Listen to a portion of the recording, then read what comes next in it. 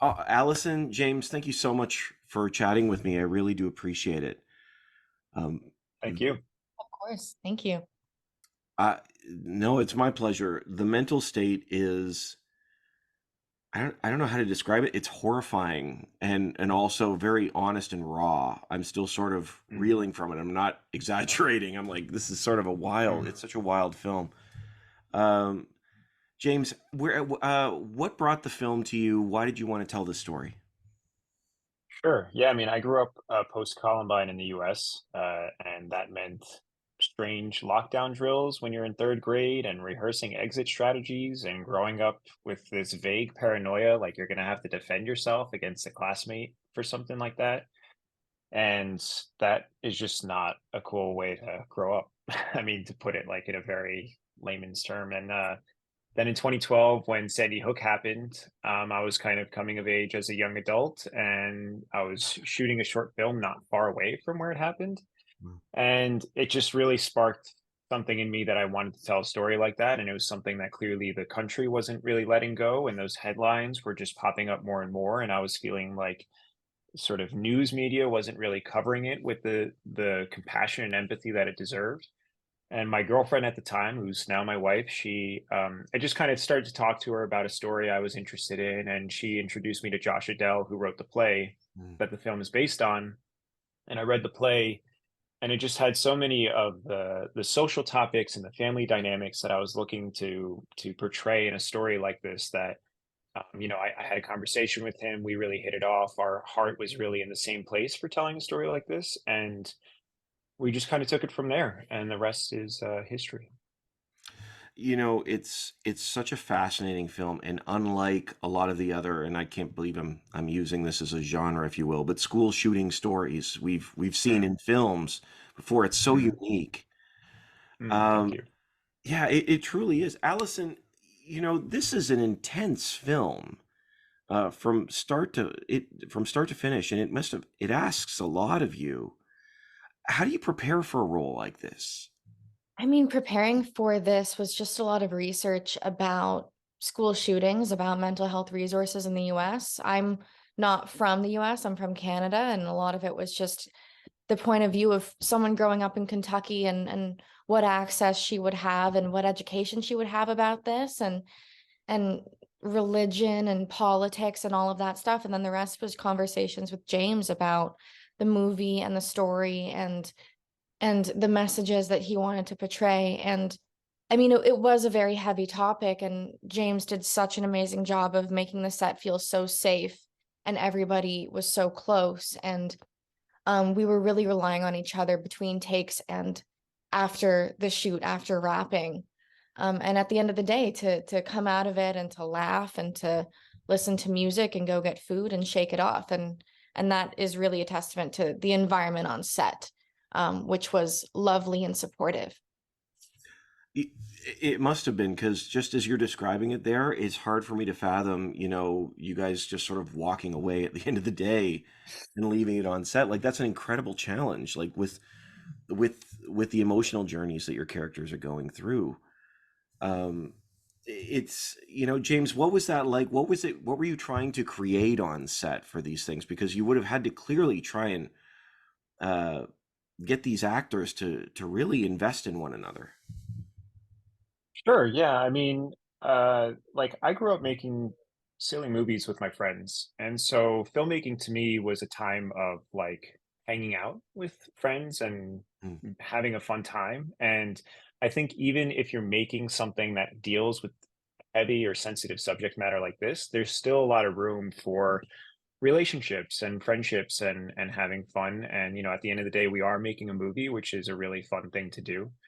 And I think, I was so lucky to have actors like Allison, Jance, and Blaine, and the younger actors who are still young actors, but we shot this, a few years ago now, and they were younger then.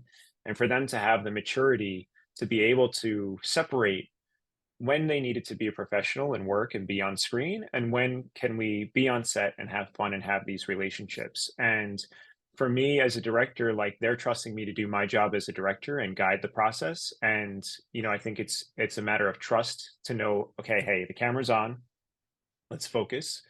and let's be present for this story. Cameras off, let's take a breath, let's separate and kind of go about our business the best we can. And it's a testament to, I think, everyone on set who came together, created relationships, and to the maturity of the young actors to be able to do that. As they were, it was very demanding. I mean, they were there almost every day, at least one of them. So kudos to them. Yeah, it would have been an intense experience. You need to have that sort of Yeah. download at the end of the day. Mhm. Um, James, one of the things I wanted to ask you about specifically, and I know that it's a screenplay based on the play, but there's Mm. a real shift in the film's point of view. Hmm. About halfway through the film, you don't see that as often, especially in a film like this. Like we fully invest in Andy's character, and then all of a sudden, it shifts more to his mother. Yeah. Um, I'm wondering from you what was important about that aspect? Why did you want to bring that aspect of the script to life? Sure. Well, I think um, taking the approach of the uh, the two different subjects in the film. Number one, I felt like in the whole coverage of school shootings, often the family members and specifically the parents, their whole perspective is left out. And I Mm, felt that way even from the start of before I had gotten the play, and then when I got the play, that amplified it. And then at some point, I read Sue Klebold, who is the mother to Dylan Klebold from Columbine. She wrote a fantastic memoir, kind of describing her journey post Columbine as well. And so it was really important for me to include Angela's perspective as much as Andy's. And I think it was, in films also just from entertainment value, you're looking for twists and turns and stuff. And for me, that was like a fun plot turn that I wanted to take. I think A Beautiful Mind kind of does that a little bit with sticking with John Nash and then kind of incorporating his wife and his family's struggle with it as well. But I wanted to make like this really hard turn into a family drama because I think that also helped remind us, like, hey, this is actually a subject matter that we need to approach with compassion and not just think it's like some wild event. We need to be here and build empathy with these people. So, I appreciate that because that's one of the things about this film I think it does so well is it could turn Andy into a monster, and there are monstrous things he does, mhm. but it humanizes him as well. Mm, And he feels like a very real, fleshed out person in the midst of all this chaos. Um, mhm, one of the things we keep hearing is the nature of trust mhm, in this film. It keeps coming up, and Andy actually refers to it, says this is an issue. Trust is an issue that I have, and mhm. whatnot. Um, Allison, I'm putting you on the spot here, but for both of you, I'm just coming it back to you. I'm wondering what you think it means to trust and what it takes to invest that, because I mean you can't help but watch this and just wish that Andy would be able to share, and his mother, their feelings a little bit to try and ease some of the pain. I mean, that's a great question. That's a big question. I think trust is subjective. It's different for everyone. I think unfortunately in our society right now, it's really scary to lean on other people for support and for help. And I think that that's a social issue. I think that people don't trust other people to look at them without judgment. Um, which is so strange because mental health is something that affects everyone. Mm, Whether you're experiencing mental illness or someone that you love or someone in your community everyone is brushed by it at some point during their lives. And I think that trust is, for me at least, it's being able to open up to someone and know that they'll receive me without judgment. And I think that that's something that unfortunately, because of the stigma around mental health, isn't really always the case. Um, and yeah, I think that that's a big message of the film as well, is that if you are suffering, if someone you know is suffering, you can open up and you should try to help people if you can with whatever means you have.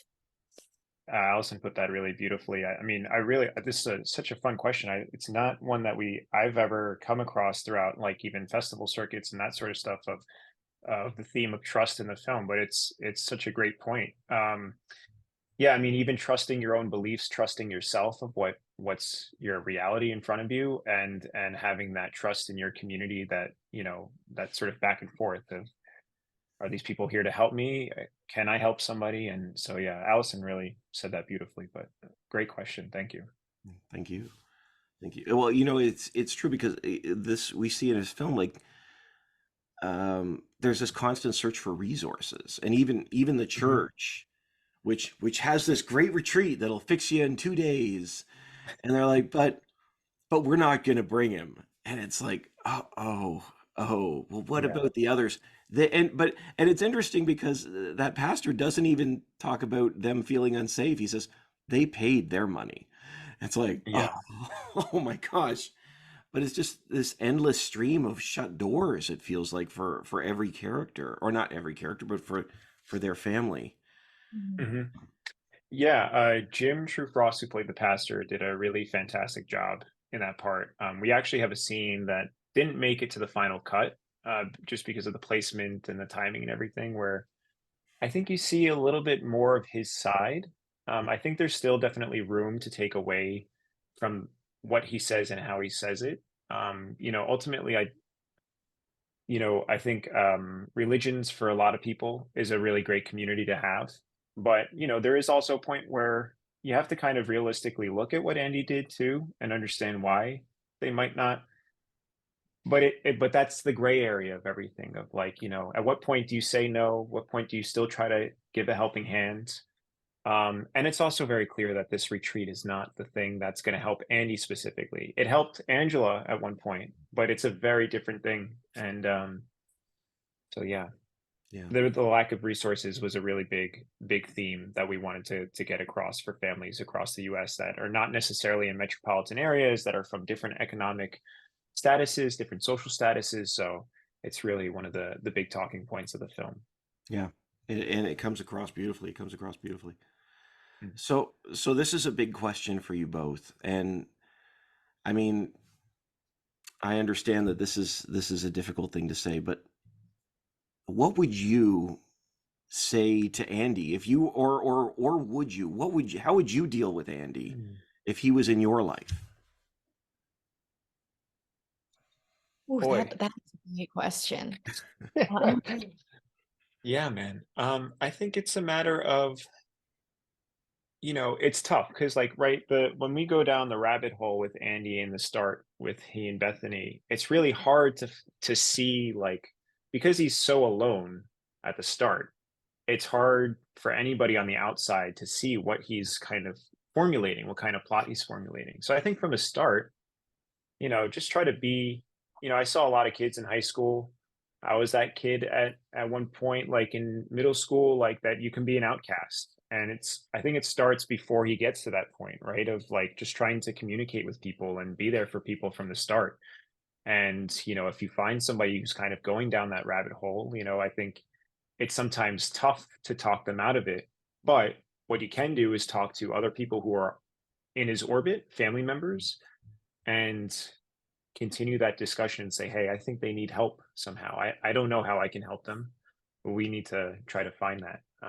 And which also goes back to, as a bigger community, being able to provide the resources for those sort of families. So, and yeah, Allison I might have a totally different. agree with what you said, James. I I think that honestly, if it were me, I would talk to Angela and I would say, um, whatever you need that's within my capacity, I will try to help. And I would probably try to help her find a specialist, or if I had the means, I would um help her financially if I could. Or I mean, there's so many things that you want to do. There's so many roadblocks that she faces trying to get him help. And it's the like fundamental lack of education around mental health that she bumps up against a lot. And I think it would just be about supporting her journey to try to help him, because I mean he is a kid. Yeah. And she just feels so lost in the movie, like being a friend to her, but also trying to set her up with actual coping mechanisms that she could help for Andy. Yeah, I mean, it's not an easy answer. It's not an easy question, but I mean, I would just try to support in any way that I could. Mhm. And I think that's what you have to do. Like in all seriousness, you see that just you feel for Angela. You just literally throwing her hands up in the air, like what do I do?